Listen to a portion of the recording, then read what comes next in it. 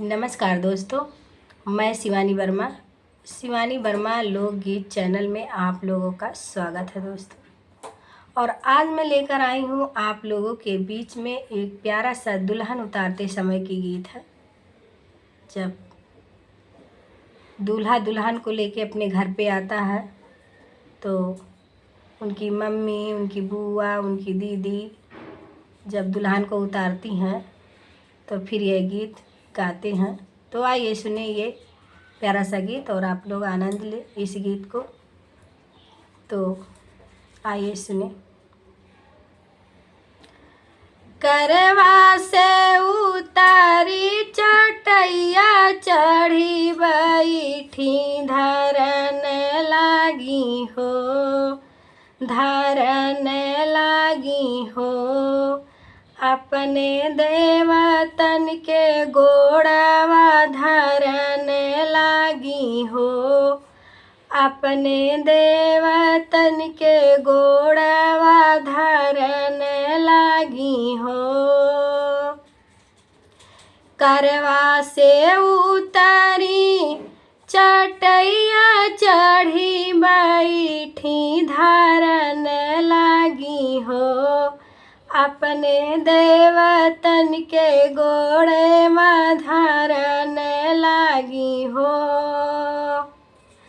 देवते दिया थे आशीषवा भरी न रहती हो, हमारे सेवका के कोरमा भारी न रहती हो, हमारे सेवका के कोरमा भारी न रहती हो।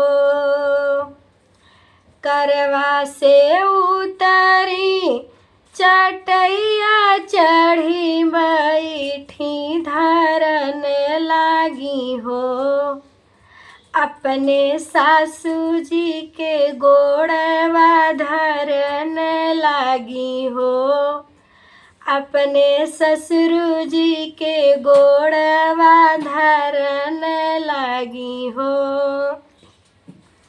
सासू जी दिया थी आशीषवा भारी न रहती हो, हमरे बेटा जी के कोरमा भारी न रहती हो, हमरे बेटा जी के कोरमा भारी न रहती हो।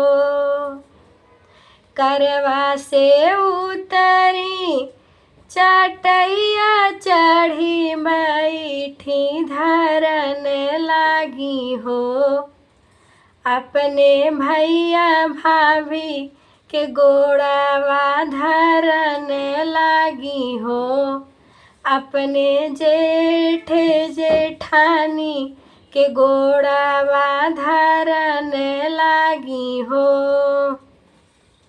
जेठनी जी दिया थी आशीषवा भारी न रहती हो, छोटी भारी न रहती हो, हमरे देवर जी के कोरमा भारी न रहती हो, हमरे देवरा जी के कोरमा भारी न रहती हो।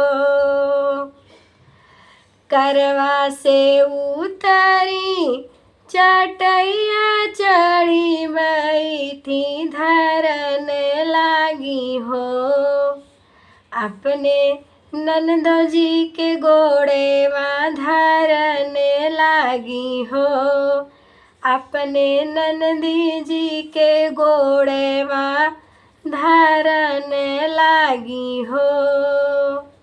ननदी दिया थी आशीषवा भौजी भारी न रहती हो, भाभी भारी न रहती हो, हमरे भैया जी के कोरमा भारी न रहती हो, हमरे भैया जी के कोरमा भारी न रहती हो। हमरे भैया जी के कोरे में भारी न रहती हो।